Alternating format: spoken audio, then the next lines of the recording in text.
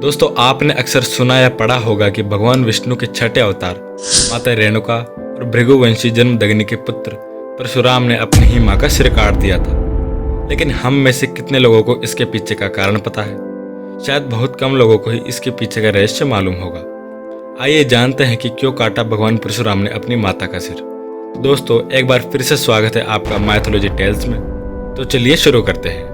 ऋषि जमदग्नि और माता रेणुका के 5 तेजस्वी पुत्र थे, जिनके नाम थे रुक्मवान, सुषेणु, वसु, विश्ववसु और परशुराम। परशुराम को भगवान शिव से विशेष वर्षा प्राप्त हुआ था। इनका नाम तो राम था। भगवान शिव द्वारा प्रदान किए गए प्रमुख परशु को सदैव धारण किए रहने के कारण ये परशुराम कहलाते थे। भगवान विष्णु के 10 अवतारों में से छठा अवतार था परशुराम, जो वामन एवं रामचंद्र के मध्य में गिने जाते हैं। दुर्वासा की भांति ही परशुराम भी अपने क्रोधी स्वभाव के लिए विख्यात है।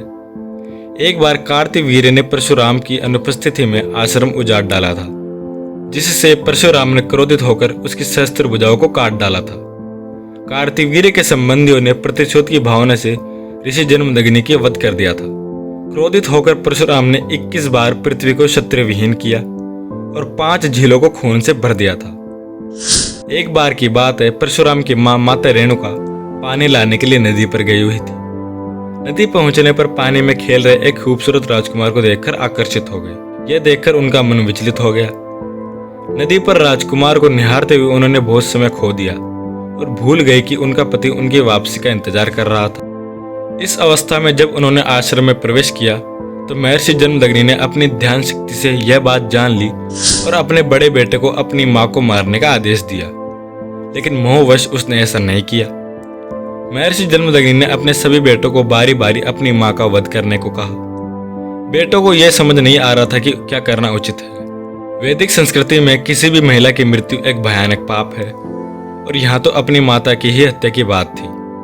दूसरी ओर पिता के आदेश की अवहेलना करना भी एक बड़ा अपराध है।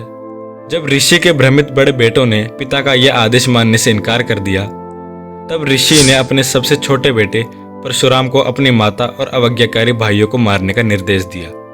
परशुराम ने अपने पिता की शक्ति के बारे में सोचा कि अगर उन्होंने अपने पिता के आदेश का पालन करने से इनकार कर दिया तो उन्हें श्राप दिया जाएगा, लेकिन अगर उन्होंने आदेश का पालन किया तो उनके पिता प्रसन्न होंगे और उन्हें मुंह मांगा वरदान देंगे। तब वह अपनी माँ और भाइयों को जीवन में वापस लाने में सक्षम होंगे। इसलिए परशुराम ने अपनी माँ और भाइयों को मार डाला। फिर यह देखकर महर्षि जमदग्नि बहुत प्रसन्न हुए और परशुराम को वर मांगने के लिए कहा। तब परशुराम ने अपने पिता से माता रेणुका और चारों भाइयों को पुनर्जीवित करने और वापस ठीक करने का वरदान मांगा। साथ ही इसी बात का किसी को याद न रहे और अजय होने का भी वरदान मांगा। महर्षि ने उनकी सभी मनोकामनाएं पूरी कर दी। दोस्तों, भागवत पुराण की इस कथा के अनुसार परशुराम अपने पिता की तपस्या और उनकी शक्ति से पूरी तरह से अवगत थे और इसलिए उन्होंने अपनी मां को मारने का फैसला किया था। उम्मीद करते हैं कि ये रोचक कहानी आपको पसंद आएगी। ऐसी ही अनोखी कहानियों के लिए आप हमारी ये वीडियो देख सकते हैं और भी ऐसे ही डीप डिवाइन वीडियोस के लिए हमारे चैनल को सब्सक्राइब करें। वीडियो अच्छी लगी हो तो लाइक करें और शेयर करें। मैं आपसे नेक्स्ट वीडियो में मिलता हूँ।